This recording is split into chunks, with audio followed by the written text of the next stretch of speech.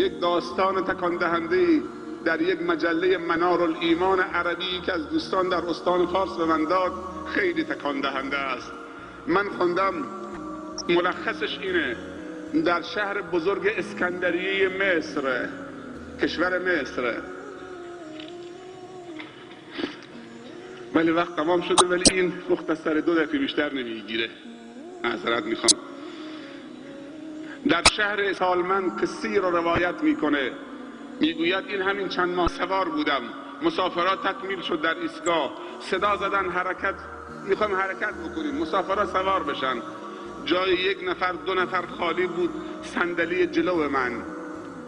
شاگرد به این طرف نگاه میکرد تا اینکه در همین اثنا یک دختر جوان مصری مسلمان با لباسی خیلی زننده و بدریخته و نیمه لخت با هیئتی خیلی زشت و قبیح، مسلمان و مسلمان زاده بود، کشور مصر، آمد وارد شد. یک کیفی هم بر کتفش بود.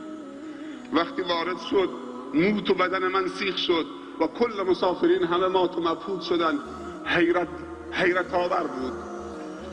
آمد برعکس جلو من رو همون صندلی خالی نشست. بگم 4 کلمه نصیحتش بکنم یا نمیخواد؟ من چه کار دارم؟ ولی وجدانم قبول نکرد. گفتم این نوه منه، این دختر منه، این دختر مسلمانه، این ناموس اسلامه، من وظیفه دارم، وجدانم معذره، باید بگم. یک واشکی بهش گفتم که دخترم بهتر نبود خودتو میپوشوندی، سنگین تر نبود؟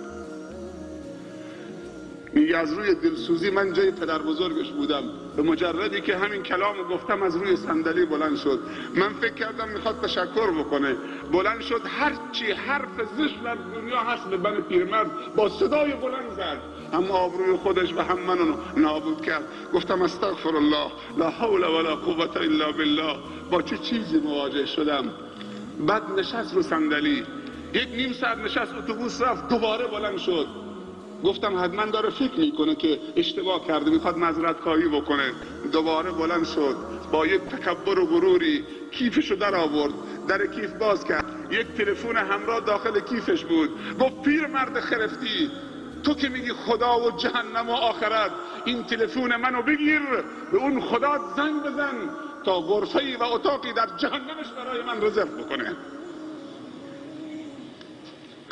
گفتم لا حول ولا قوة الا بالله، انا لله، استغفر الله، خدایا من با چی مواجهم؟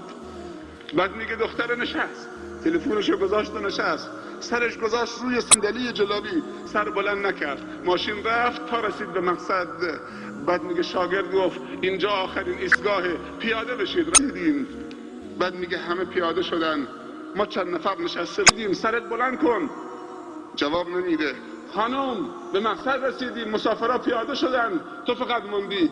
گفت جواب نمیده. میگه دست زد به بدن این دختر جوان، افتاد تو راهرو. نگاه کردن که نفس خالی کرده. وقتی دعوت شد اتمام حجت شده، باقیش دیگه با خداست. همون جایی که گفت غرفه‌ای در جهنم برای من رزرو بکنه، همونجا خدا قبض. بزرگوار، برادرای بزرگوار، جوانای عزیز، پدرها مادرها، اگر گناه میکنید، خصلت انسان از روی تکبر گناه نکنید. اگر گناه میکنید توبه بکنید. گناه کردن مهم نیست، توبه کردن مهم است.